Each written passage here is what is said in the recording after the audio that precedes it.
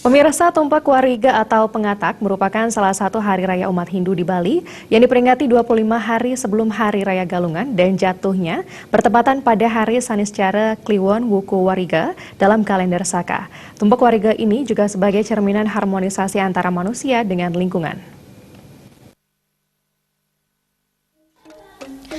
Tumpak sangat erat kaitannya dengan kalender Hindu di Bali. Tumpak dalam mitologi Hindu, di masyarakat awam sering dikatakan otonannya atau bisa dibilang ulang tahun Bali, di mana otonan dilaksanakan setiap 6 bulan sekali, merupakan suatu peringatan sebagai ungkapan rasa syukur dan terima kasih.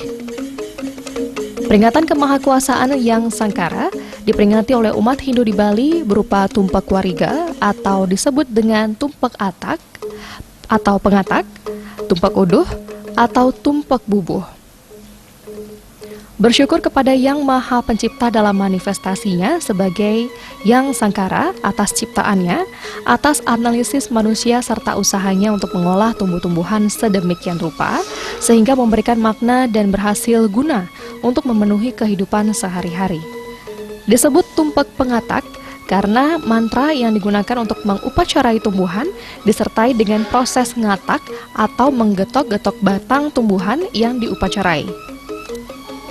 Tumpak Pengatak atau Tumpak Bubuh adalah hari turunnya Sang Yang Sangkara yang menjaga keselamatan hidup segala tumbuh-tumbuhan atau pohon-pohonan.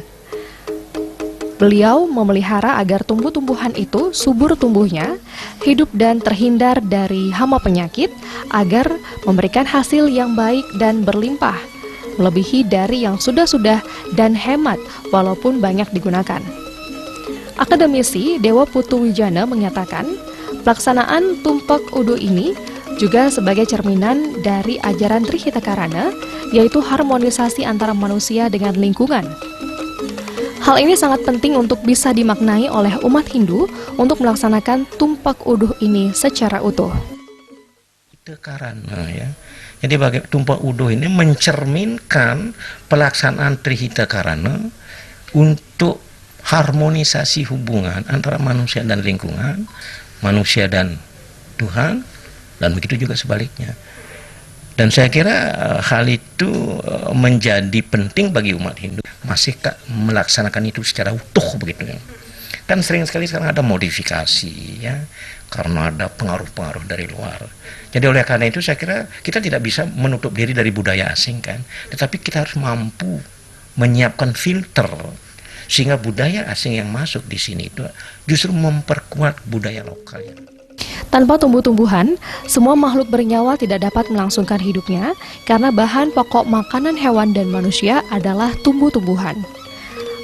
Adanya tumbuh-tumbuhan adalah yatnya dari bumi dan langit kepada semua makhluk hidup ini. Hal inilah yang semestinya kita lakukan secara terus-menerus dan berkelanjutan, mengajukan flora dan fauna Bali bahkan di seluruh dunia. Agung Ria, Bali TV.